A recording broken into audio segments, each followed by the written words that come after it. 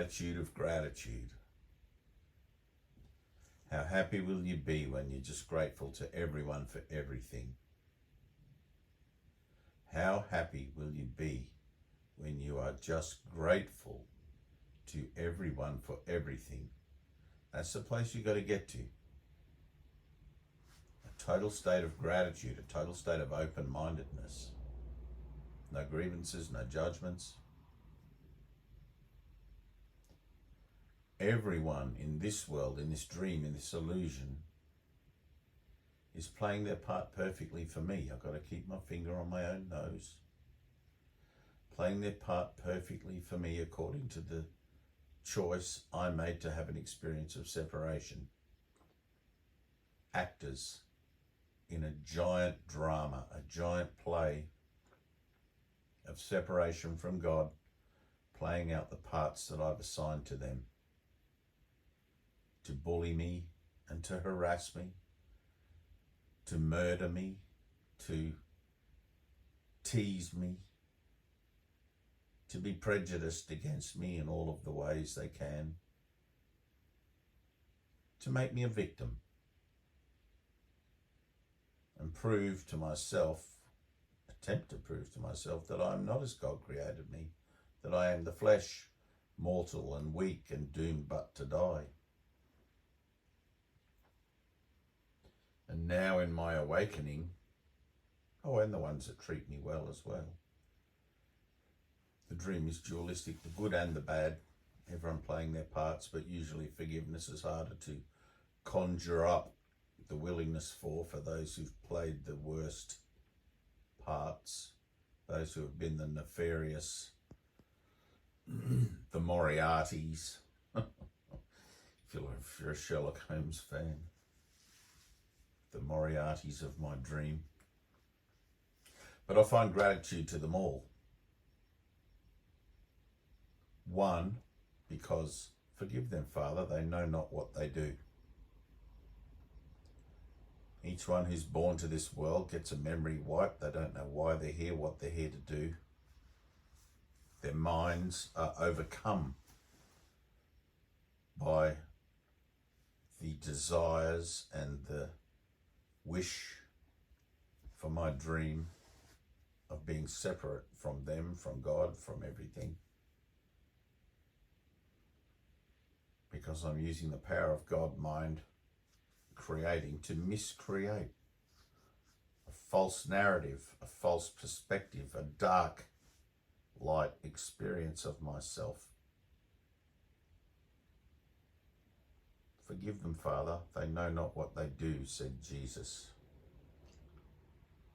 on the cross. They are innocent of all their actions. They are not in their right minds. They act according to the vibratory signals that I'm putting out, that they're picking up on. They're acting according to the goal I have chosen, which is separation. And as I project from my mind out onto them the identity of my own denial, they cannot not play that part for me perfectly, because I only see in my own mind what I want to see, not what is actually there.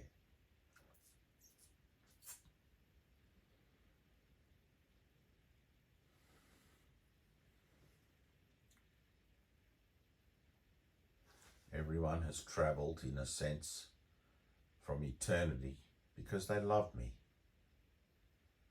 unconditionally. They've travelled here at my request in order to play the part that I would assign for them in a brave new world,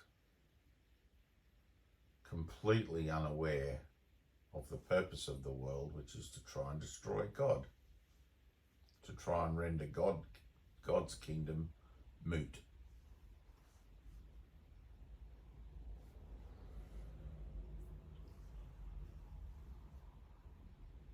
They've been deceived. They've been tricked into coming. But yet they came willingly because they love me.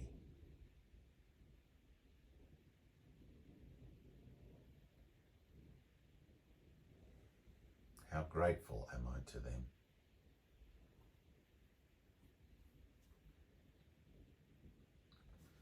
Just as I was deceived and tricked into coming,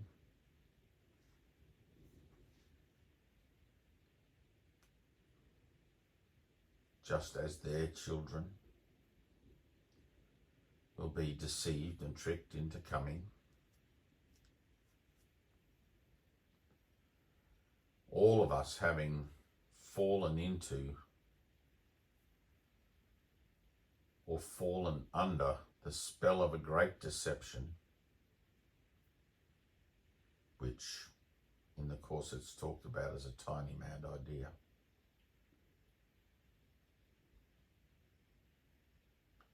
A great deception to entertain, using the power of God mind, the potential and the possibility for the actual construction, creation of a dimension, a realm, separated from God, where God cannot enter. Where each one who comes will be his own author, the author of his own experience, having free will or the illusion of free will to be whatever he wants and do whatever he wants.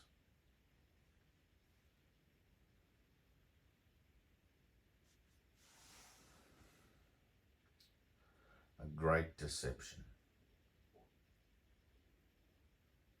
But now we are waking up. Now we are waking up. We're starting to look around and realize this world cannot be God's creation. We've been tricked. We've been conned. We've fallen for a storyline that, because we are innocent, we are accepted without question. We are the innocent. We are God's children. Fallen into corruption, and now being given the opportunity to don incorruption again, to heal and to cleanse ourselves of all temporal association through learning to be grateful in part for the parts that we've been playing for each other.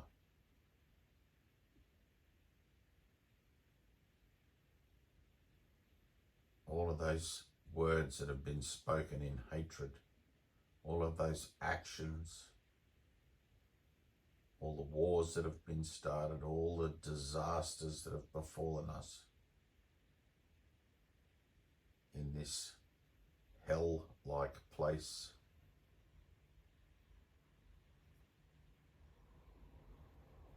Innocent of all of it.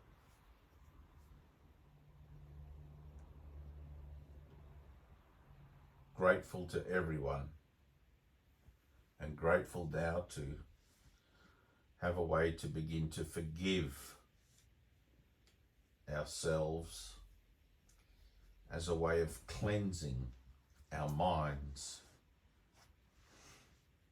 of temporal association, so that we can begin to harmonize and reunify, taking singular responsibility for ourselves without any implication of guilt or blame, and bring ourselves back, awaken ourselves to our truth, escape the deception, and find ourselves where we actually are, still in the mind of God, where we've been created as his thoughts, as his expression, his extension of love. the created of the Creator. God is our Creator and we are His creation. We are literally the kingdom of heaven. I am that.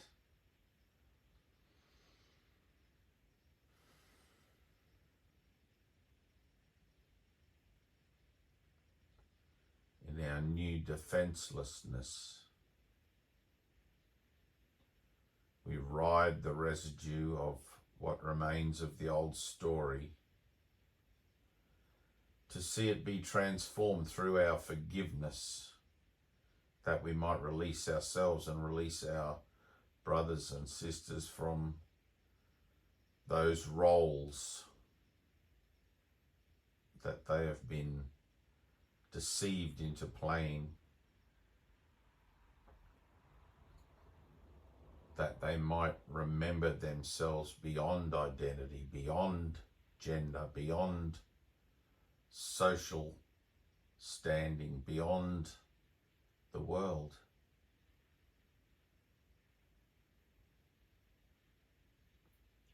And be happy again.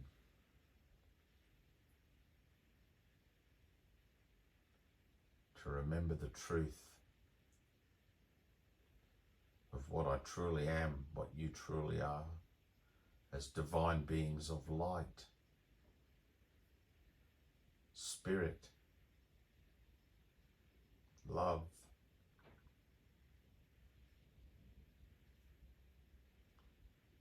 I'm so grateful to you all.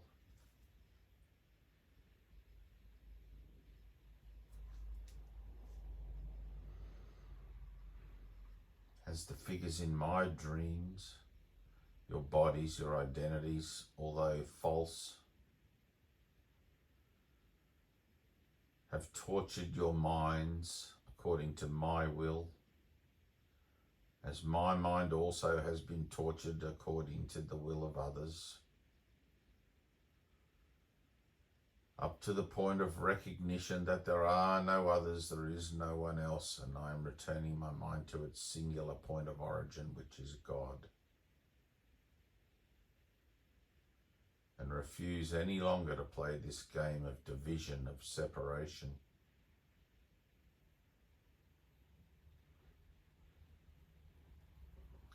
To refuse any longer to compromise where death plays a part. And to follow him who brought salvation. To give up the world and follow him who brought salvation. For the greater glory of God and the unity of all mankind.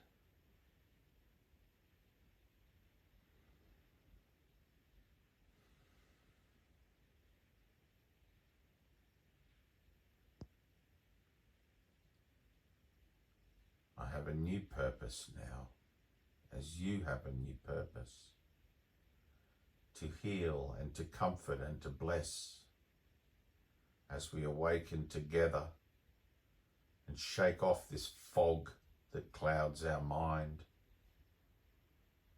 to shake off this veil of illusions that we are separate from each other,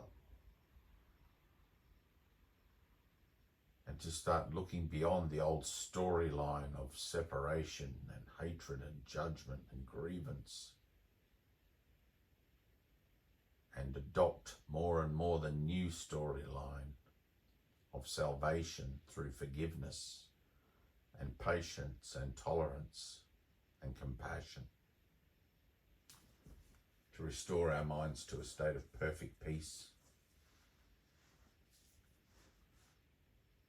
in the face of everything that seems to want to deny it, that rises up within us, in the face of every temptation to believe that there is something separated from God, which is everything. In the face of every temptation to believe that the flesh is our reality, that the world is real, the world of form and shape, when God is actually formless and spirit.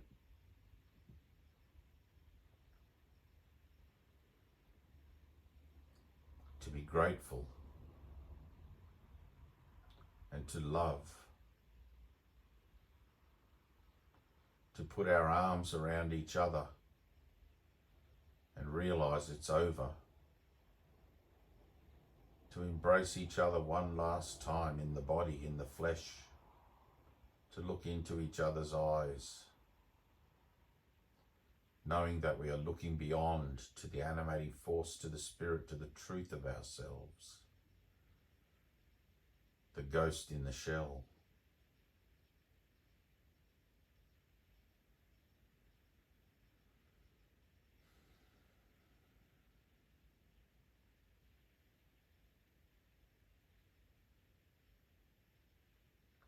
We are home where we have always been and have merely been dreaming.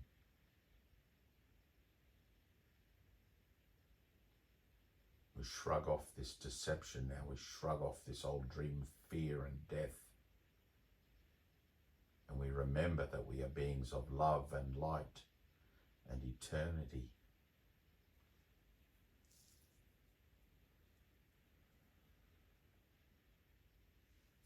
And as we embrace each other as equals, as brothers,